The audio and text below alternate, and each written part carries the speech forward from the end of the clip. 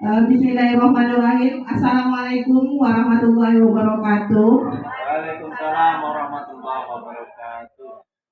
Yang saya hormati Ibu Kepala Sekolah SD Negeri 012 Sekolah Terusan, dan yang saya hormati Bapak-bapak dan Ibu-ibu, rekan-rekan Majelis Guru SD Negeri 012 Sekolah Terusan.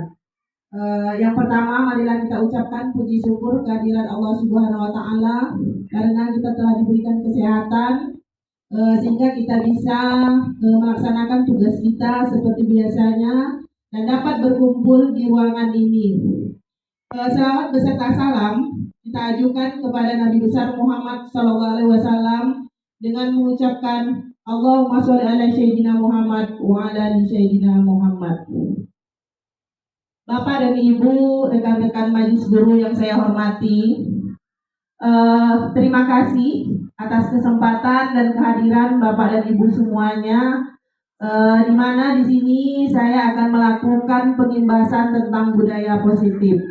Nah, Bapak dan Ibu guru yang saya hormati, rekan-rekan yang berbahagia, di sini saya bukan mengajarkan Bapak Ibu semua, hanya berbagi, ya. Nah, kita berbagi, sharing tentang budaya positif yang sama-sama akan kita laksanakan di sekolah yang kita cintai ini. Baik Bapak dan Ibu guru semuanya, rekan-rekan yang saya hormati, selamat datang para guru hebat. Mari kita bersama berkolaborasi, saling mendukung, mewujudkan disiplin positif di sekolah yang kita cintai ini. Nah, di sini untuk konsep utama budaya positif, yang pertama adalah perubahan paradigma belajar. Yang kedua, disiplin positif. Terus yang ketiga, kebutuhan dasar manusia. Yang keempat, motivasi perilaku manusia. Yang kelima, posisi kontrol restitusi. Yang keenam, keyakinan kelas, dan yang terakhir segitiga restitusi. Nah, baiklah Bapak dan Ibu guru semuanya, kita lanjutkan. Yang berikutnya adalah pembelajaran dengan paradigma baru. Nah, pembelajaran dengan paradigma baru ini dirancang berdasarkan prinsip pembelajaran yang berdiferensiasi. Nah, sehingga setiap anak belajar sesuai dengan kebutuhan dari tahapan perkembangannya untuk mewujudkan profil pelajar Pancasila. Nah, profil pelajar Pancasila ini terdiri daripada 6 aspek. Yang pertama adalah beriman dan bertakwa kepada Tuhan Yang Maha Esa. Terus yang berikutnya mandiri. Terus lagi Bapak Ibu, kreatif, ya. Terus yang berikutnya bergotong royong. Terus apa lagi? Berkebinekaan global, ya. Nah, itu adalah 6 dimensi profil pelajar Pancasila. Nah, inilah yang akan kita wujudkan pada paradigma baru ini. Nah, yang berikutnya disiplin positif. Nah, disiplin positif ini dalam budaya kita, makna kata disiplin itu motivasi yang harus kita timbulkan pada diri murid kita itu dari dalam dirinya, bukan dari luar. Yang ekstrinsik itu artinya motivasi dari luar. Kemudian disiplin positif itu merupakan salah satu cara kesadaran serta membudayakan murid untuk melakukan suatu tanpa sogokan, ancaman maupun hukuman. Nah, itulah yang akan kita tanamkan pada murid-murid kita, budaya disiplin pada dirinya. Jadi mereka tidak mengharapkan penghargaan, mereka tidak mengharapkan hadiah. Nah, juga mereka tidak diancam atau disogok. Baik Bapak Ibu semuanya. Nah, ini adalah kebutuhan dasar manusia. Kita mulai dari lahir sampai kita menjadi guru ini saja kita punya kebutuhan dasar. Nah, begitu juga dengan murid-murid kita. Jadi kebutuhan dasar dari murid-murid kita itu yang harus kita pahami. Kalau kita tidak memahami kebutuhan dasar dari murid-murid kita, makanya disiplin pada diri mereka itu tidak bisa diwujudkan. Nah, bertahan hidup ini kebutuhannya seperti ya makan, ya kan, minum, terus rumah. Nah, itu adalah kebutuhan untuk bertahan hidup. Nah, kalau yang kedua, kasih sayang dan rasa diterima. Nah, ini jelas ya. Kita itu bagaimana dengan anak murid kita. Nah, kadang mereka di rumah itu tidak mendapatkan kebutuhan ini dari orang tuanya, misalnya mereka tidak mendapatkan kebutuhan kasih sayang ini atau yang rasa diterima, sehingga mereka melepaskan itu di sekolah, ya, sehingga mereka melepaskan semua yang mereka butuhkan di sekolah. Tetapi kita tidak pernah tahu. Nah, murid saya ini butuh apa ya? Kadang anak-anak kita itu apa ya istilahnya? Mereka melakukan sesuatu, ya. Menurut kita dia melanggar peraturan sekolah kita, padahal mereka butuh kita perhatikan, ya kan, Bapak Ibu semuanya. Nah, cuma kita belum tahu kebutuhan anak kita itu di mana. Nah, yang berikutnya penguasaan. Nah, seseorang itu dia pengen menguasai. Nah, ini sering terjadi sama anak-anak kita. Mungkin mereka dalam belajar kelompok, dia pengen menguasai dari teman-teman mereka, sehingga kawan yang lain tidak menerima. Nah, terjadilah sesuatu hal yang tidak kita inginkan. Nah, yang berikutnya kebutuhan dasarnya adalah kebebasan. Nah, kebebasan ini nih dia. Mereka berhak memilih mereka mau jadi apa. Nah, disinilah yang kurikulum kita sekarang. Mereka berhak. Saya ini maunya di ekstrakurikuler mana. Saya ini mau belajarnya apa. Sehingga adalah seni budaya, seni musik, ya kan. Kemudian ada seni tari. Nah, ini dia. Bebas mereka. Di mana mereka maunya. Nah, saya ini jadi apa? Saya ini pengennya di mana? Itu yang mereka butuhkan. Nah, yang berikutnya adalah kesenangan. Nah, ini jelas. Ya kan? Mereka senang bermain, mereka senang belajar. Ini adalah kebutuhan. Kita saja sebagai orang dewasa, semua ini kita butuhkan. Yang namanya manusia butuh kelima-lima ini. Nah, jadi disinilah yang perlu kita tanamkan, kita perhatikan murid-murid kita. Nah, terpenuhi nggak semua kebutuhan ini pada murid-murid kita? Nah, kalau tidak terpenuhi, bagaimana cara mereka supaya bisa memenuhi kebutuhan mereka ini? Nah, yang berikutnya tentang motivasi perilaku manusia. Nah, ini kaitannya sangat erat juga ini dengan masalah budaya positif. Nah, motivasi ini yang pertama menghindari ketidaknyamanan atau hukuman. Nah, mereka melakukan sesuatu itu hanya ingin tidak dihukum. Ya, karena mereka tidak dihukum bukan datangnya dari dirinya sendiri, bukan datangnya dari nilai-nilai yang mereka tanamkan pada dirinya. Ya, nilai-nilai kebajikannya. Nah, ini contohnya, murid melakukan disiplin karena takut dihukum. Nah, ini dia. Nah, ini artinya motivasinya tuh datang dari luar, ekstrinsik. Tidak dari dalam dirinya sendiri. Saya datang cepatlah, saya takut dihukum. Nah, seperti itu. Tapi dia tidak tahu datang cepat itu seperti apa karena cuman takutnya dihukum. Nah, yang berikutnya mendapat imbalan atau penghargaan dari orang lain. Nah, ini murid melakukan disiplin diri karena ingin mendapatkan imbalan. Ini juga motivasi dari luar atau ekstrinsik. Nah, jadi Bapak Ibu, untuk memberikan imbalan itu tidak menghasilkan budaya positif. Apa imbalan? Misalnya, siapa yang dapat melaksanakan tugas hari ini, Ibu kasih hadiah.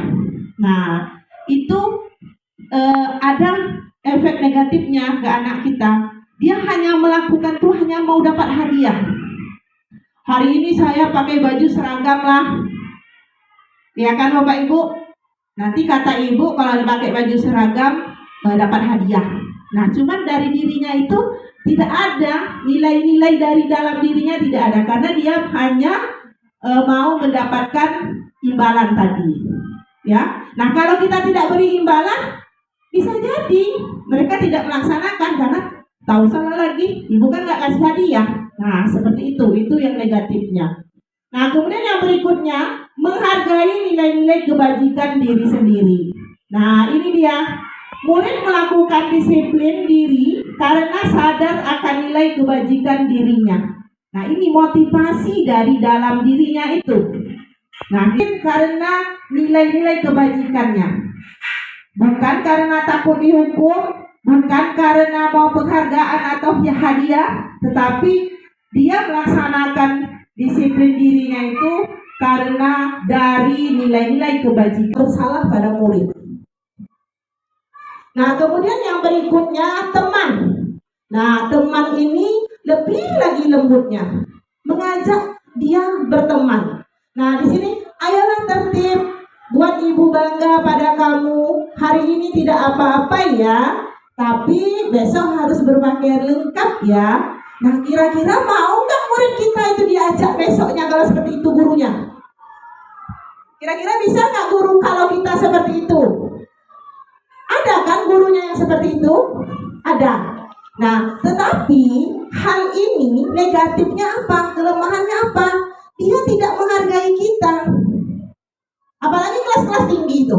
Kelas 5, kelas 6 tuh. Nah, Bapak itu kan baik kan? Nah, seperti itu. Jadi posisi kita itu yang harus kita tentukan di mana posisi saya ini. Nah, yang berikutnya ada pemantau. Ini tadi yang seperti kamera kita ini hanya memantau. Nah, kamu sudah melanggar aturan. Apa peraturan dan apa konsekuensinya? Kita dari data-data kita tanyakan. Kita tanya langgar peraturan apa dia? Apa konsekuensinya? Cuman itu yang kita tanyakan ke dia. Karena kita hanya sebagai pemantau. Pemantau itu kan menanya-nanya saja. Nah, yang berikutnya ini manajer. Nah, ini posisi yang diharapkan tadi manajer. Nah, apakah kamu tahu kesalahanmu? Ya kan, tentu biasanya dijawab tahu. Setelah dia menemukan, bisa kamu nak berpakaian lengkap, bisa. Bagaimana supaya tidak lupa? Saya masukkan ke dalam tas bu waktu malamnya. Jadi dia yang menemukan. Kita hanya sebagai manajer di situ. Nah, ini posisi kontrol. Nah, kayaknya Bapak Ibu ada yang mau bertanya atau apa, silakan tanpa menunggu saya selesai. Boleh angkat tangan atau ada instruksi, silakan ya Bapak Ibu. Bapak Ibu dan rekan-rekan Majelis Guru yang saya hormati, selanjutnya materi kita tentang keyakinan kelas atau kesepakatan kelas. Nah, keyakinan kelas ini atau kesepakatan kelas itu berbeda dengan peraturan. Kalau peraturan itu hanya guru yang membuat. Nah, kalau keyakinan kelas atau kesepakatan kelas ini murid-murid kita yang membuatnya, kita hanya memfasilitasinya. Nah, di sini tahapan-tahapan untuk membuat keyakinan kelas ini, yang pertama kita sosialisasikan kepada murid-murid kita terlebih dahulu apa tujuannya, apa gunanya kita membuat keyakinan kelas. Kemudian baru selanjutnya kita sampaikan bagaimana tahapan-tahapan dalam pembuatan keyakinan kelas. Nah, setelah kita mensosialisasikan, barulah kita masuk kepada pembuatan keyakinan kelas tersebut. Kita minta ide-ide dari murid-murid kita, apapun idenya tentang peraturan yang ada di dalam kelas, tuangkan saja. Nah, boleh mereka tuliskan di post-it atau langsung kita tuliskan, mereka sampaikan, kita tuliskan di karton atau di papan tulis. Nah, dari ide-ide mereka inilah baru kita rangkum menjadi sebuah keyakinan kelas.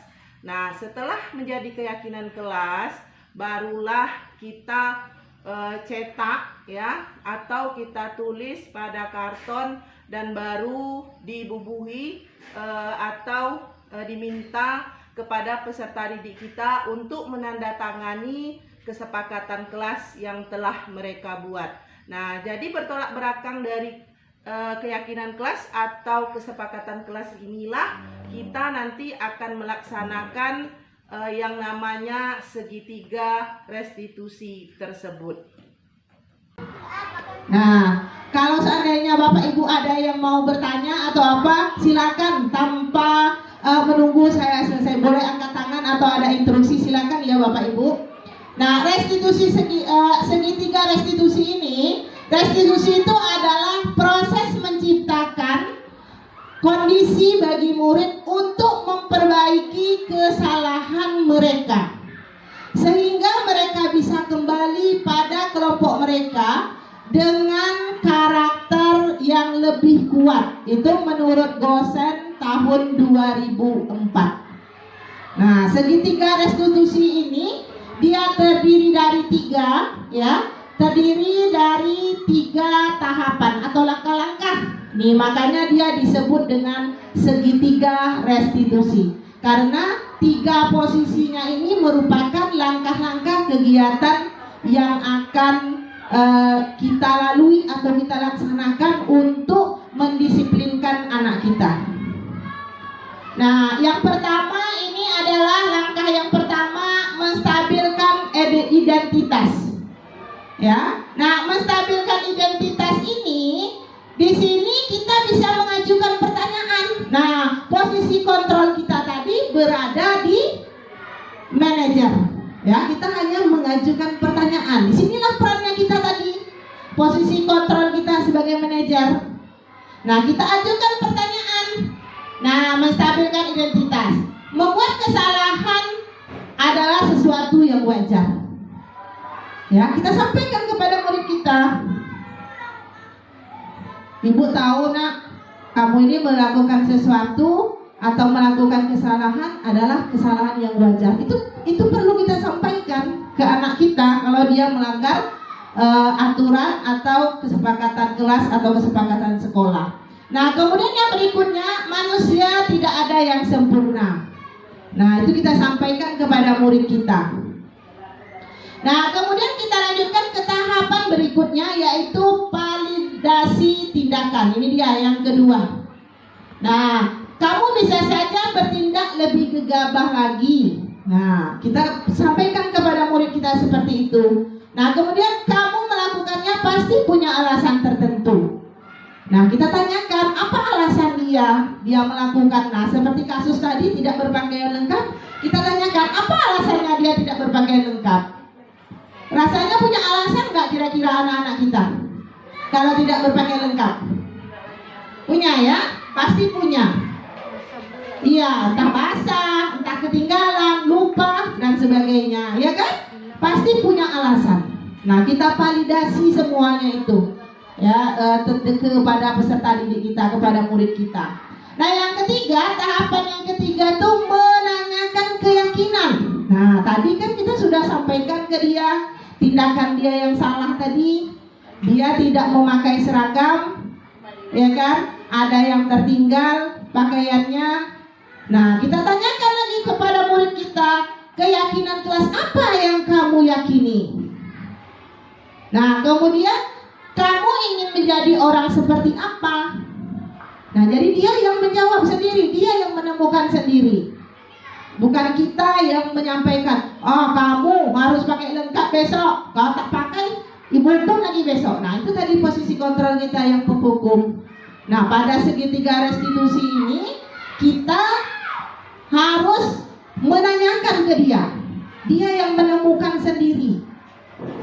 Nilai-nilai pada dirinya itu, keyakinan pada dirinya itu harus murid itu sendiri yang menerimanya, tetapi sesuai dengan keyakinan kelas yang dibentuk. Nah, kemudian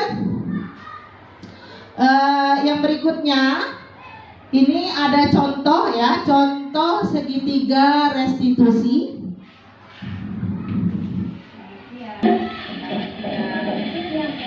Faiza, ibu lihat hari ini Faiza tidak memakai topi, ada di dalam tas atau ketinggalan? Ya sudah, tidak apa-apa.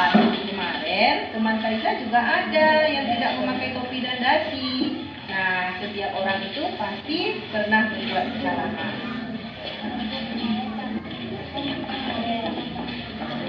Sudah. Faiza melakukan ini pasti punya alasannya.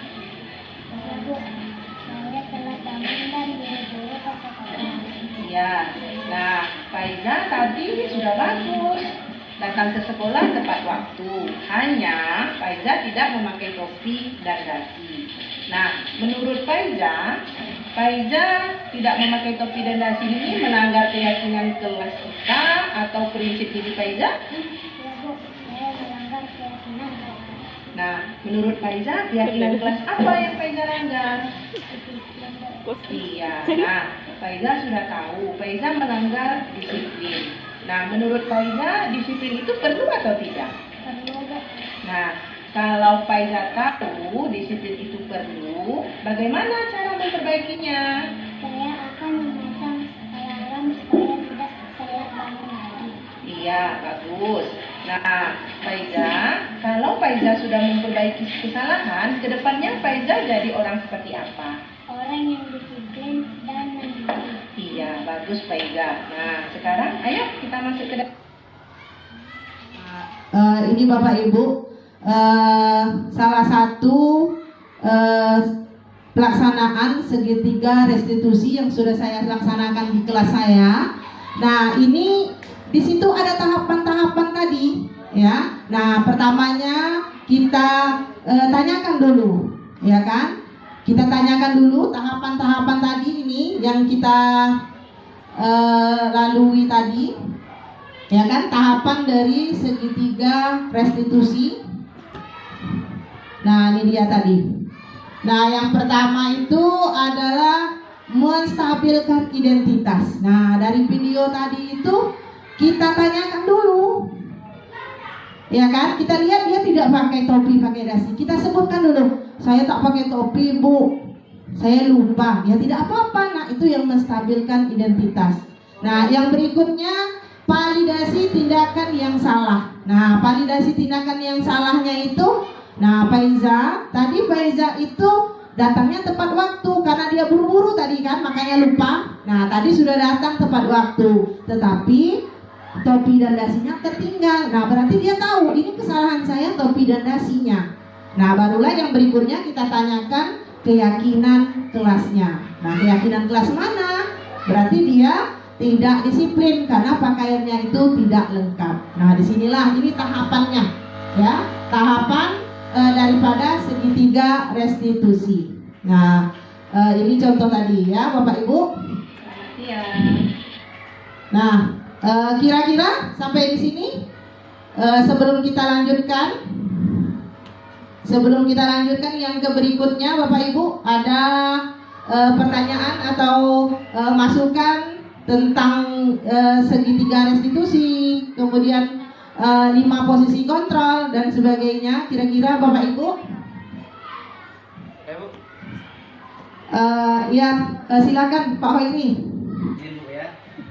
Assalamualaikum warahmatullahi wabarakatuh. Waalaikumsalam warahmatullahi wabarakatuh. Terima kasih kepada Ibu yang telah berkenan untuk memberikan pada saya untuk bertanya tentang segitiga restitusi kan. Telah kita ketahui bahwa segitiga restitusi ini adalah proses menciptakan kondisi bagi murid untuk memperbaiki kesalahan mereka. Artinya menuntut siswa kita untuk belajar disiplin. Jadi ada tiga tahapan. Yang saya tanyakan, apakah setiap tahapan pada segitiga restitusi itu harus dilakukan? Iya, terima kasih ya Pak Hoiri. Untuk segitiga restitusi ini, di sini kan ada 3 langkah-langkahnya.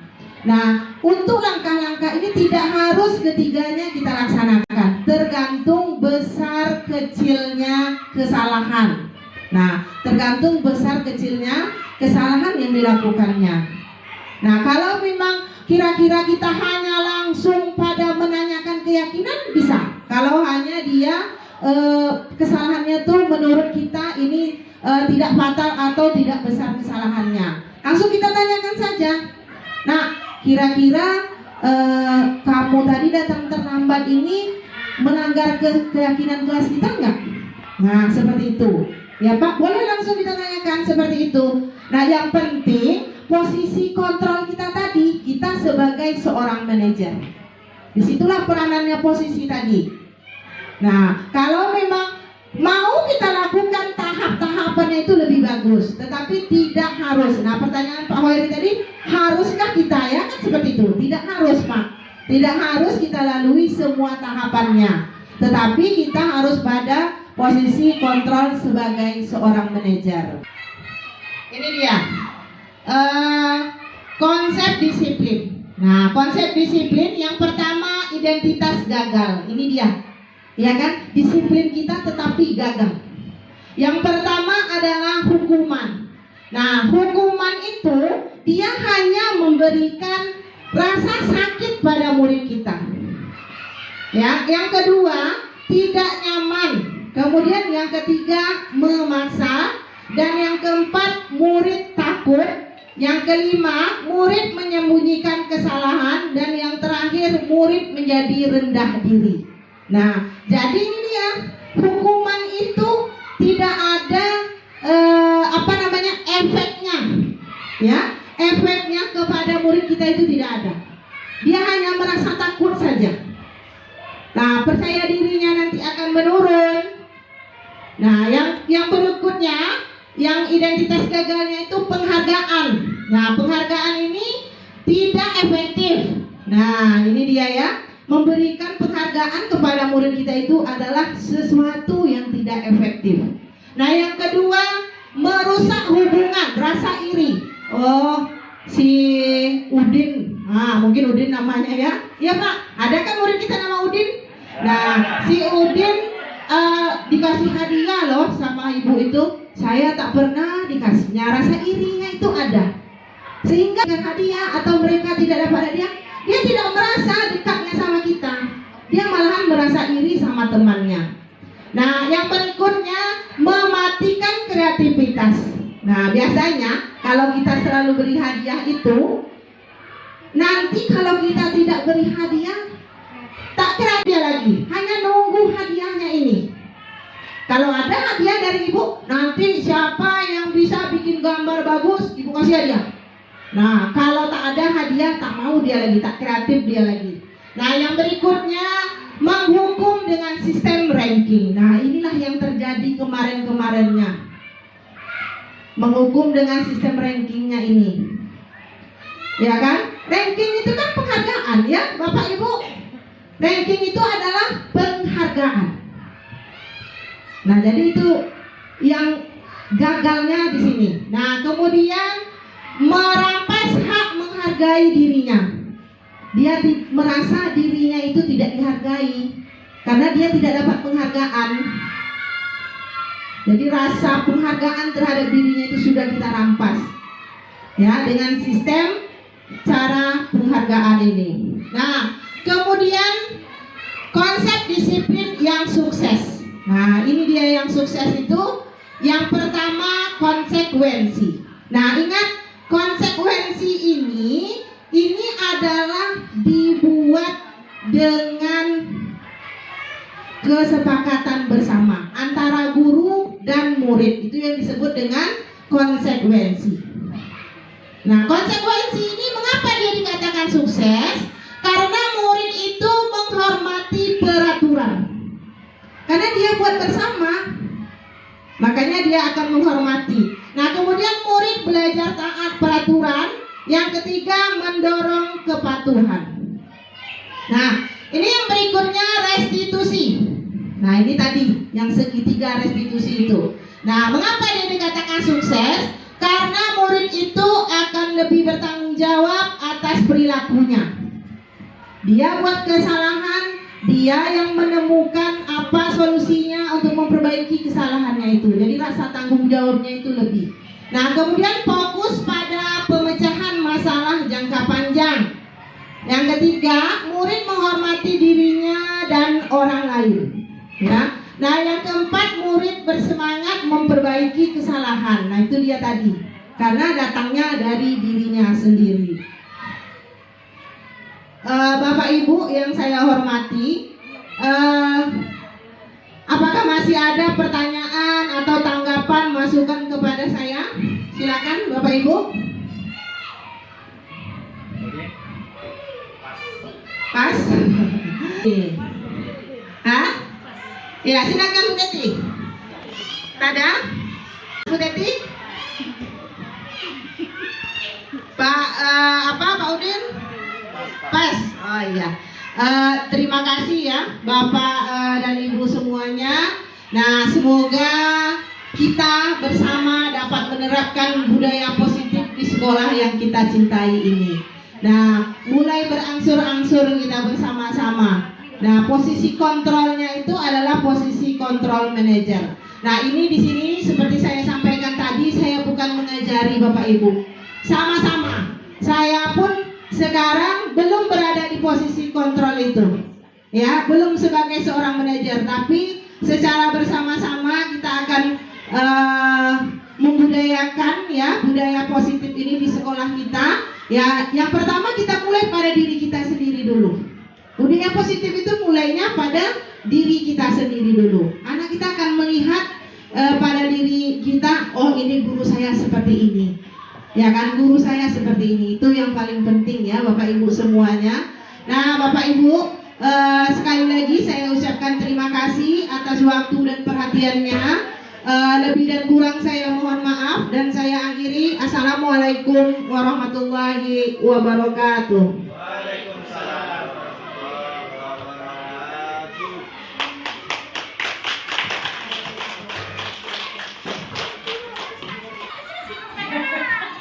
Ya, si kue lagu tak mau tangan.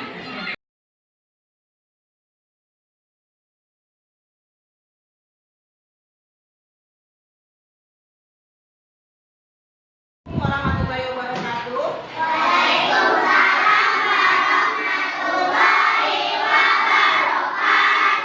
Ya, baik anak-anak Ibu semuanya, apa kabar hari ini? Baik. Alhamdulillah. Luar biasa. Allahu Akbar. Nah, baik anak-anak Ibu semuanya, di sini Ibu mau menyampaikan tentang budaya positif. Ada yang tahu budaya positif? Ada yang tahu? Tidak ya. Nah, di sini budaya positif itu artinya kita melakukan kegiatan-kegiatan yang positif. Nah, positif itu apa? Kegiatan-kegiatan yang baik, perilaku-perilaku yang baik.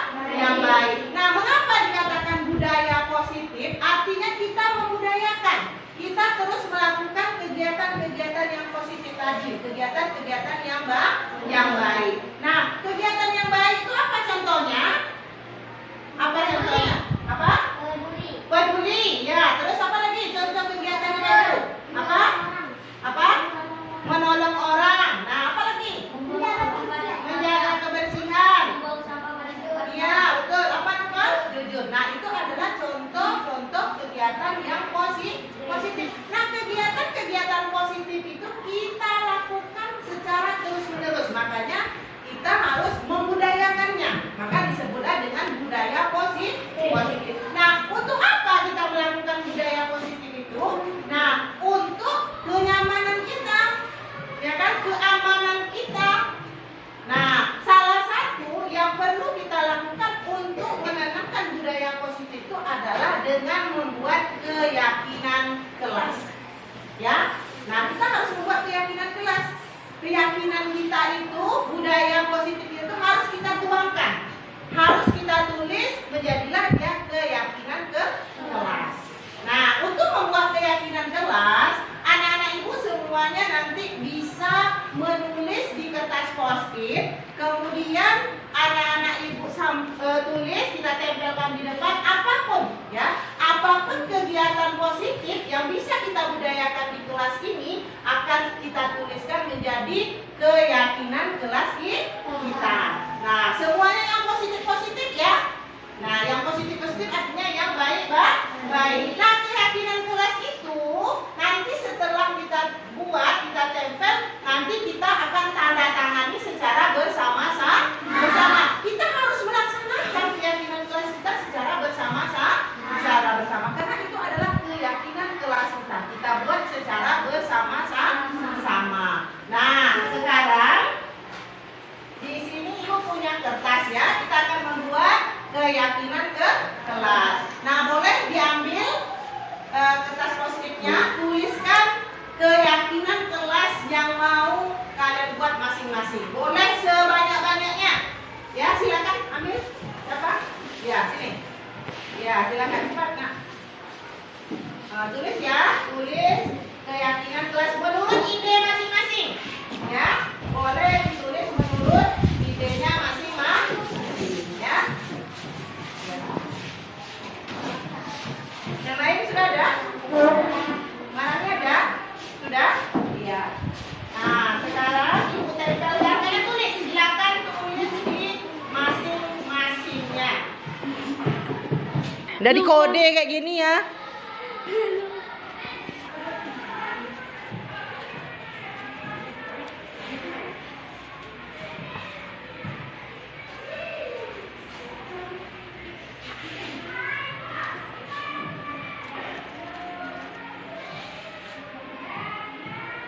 Sudah selesai semuanya menulis keyakinannya masing-masing? Silakan ya, secara bergantian kita menempelkan keyakinan yang sudah dibuat. Mulai dari Septi ya, Septi silakan.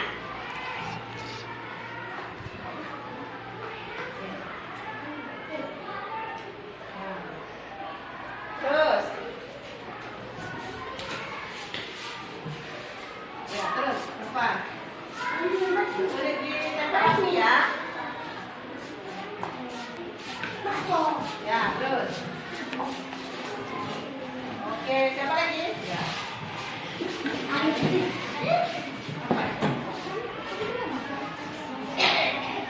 Oke, siapa lagi? Ya. Tapi tempel ya.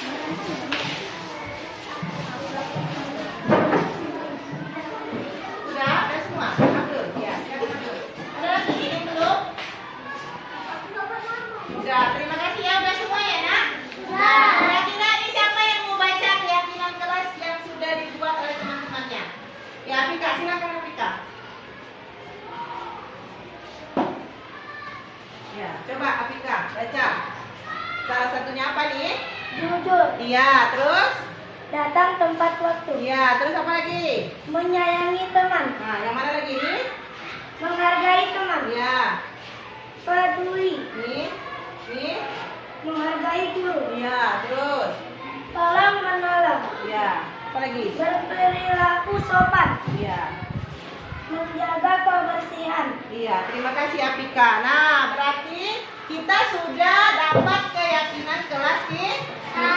Nah, ini keyakinan kelas yang kita buat ini akan Ibu tuliskan di satu kertas ya, di karton. Nanti kita akan bersama-sama menandatangani keyakinan kelas kita.